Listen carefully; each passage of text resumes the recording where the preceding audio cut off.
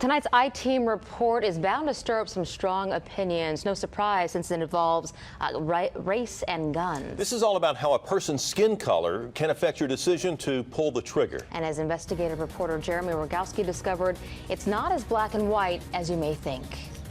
Hit play when you're ready. We begin with what seems to be a simple shooting game. Well, I don't play video games. Instead of pulling a trigger, you click a mouse and shoot anyone holding a gun. Bye-bye. Don't shoot anyone holding something harmless, like a cell phone or soda can. I missed him. But it's actually not a game at all. It is kind of a shocking demonstration of something we wish were not true. Shocking because we're about to see how a person's race can get them killed. And that's a scary prospect. Psychology professor Joshua Carell invented this scientific test. He says here's what's going on. They often think they're doing one thing, and they are. I was focusing on the hand. I was looking for the object. Gun, no gun, you know. But they're also doing other things that they're not aware of. Carell says subconsciously they're picking up cues about the race of the characters in the game.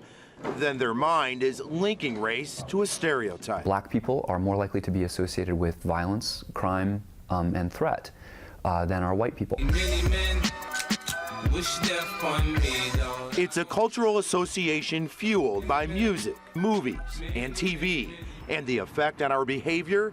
Carell says thousands have played his game, and the trend is clear. Unarmed black characters are more likely to be shot than unarmed whites. Black targets are associated with threat. It doesn't matter whether you believe it. It's there in your mind.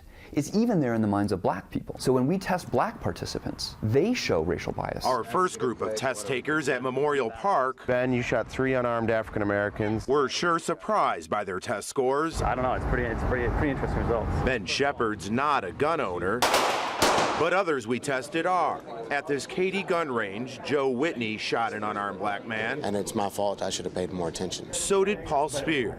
I made a mistake. I just made a mistake. At the gun range, most rejected the idea of a subconscious racial bias. I crunch numbers for a living, and I can make the numbers look like anything. Psychologists get paid lots of money for coming up with these great ideas, but I don't agree with it. I mean, the whole idea is you're looking for a weapon. But even the time it takes to identify that weapon can show racial bias as well, according to Carell. In our sample of gun owners, Participants are fast to shoot an armed black target. If the black guy's got a gun, they shoot him like that. If it's a white guy with a gun, they take more time. and Carell says that all of this in the real world can have tragic consequences. Just like that. Like this unarmed former Florida A&M football player shot to death when he tried to get help after a car crash. Or this Brooklyn teenager who witnesses say was unarmed when police shot him 11 times. Or the case that started it all for Carell, Amadou Diallo, shot 41 times by New York police after he reached for his wallet. Man. So what do our test takers think of all of it? It has nothing to do with it. While some flat out disagreed with the professor's findings, it's not fair. It's not fair to keep hauling race cars. Others acknowledge something deeper could be behind the decision to shoot. And unfortunately, it does happen. In this world that we live in, nobody's perfect. So what do you do with this kind of information? Well, some police agencies have decided to take Professor Carell's test themselves. So far, the results are pretty similar to what you just saw. When a cop shoots an unarmed person in the test, it's more likely to be a black person.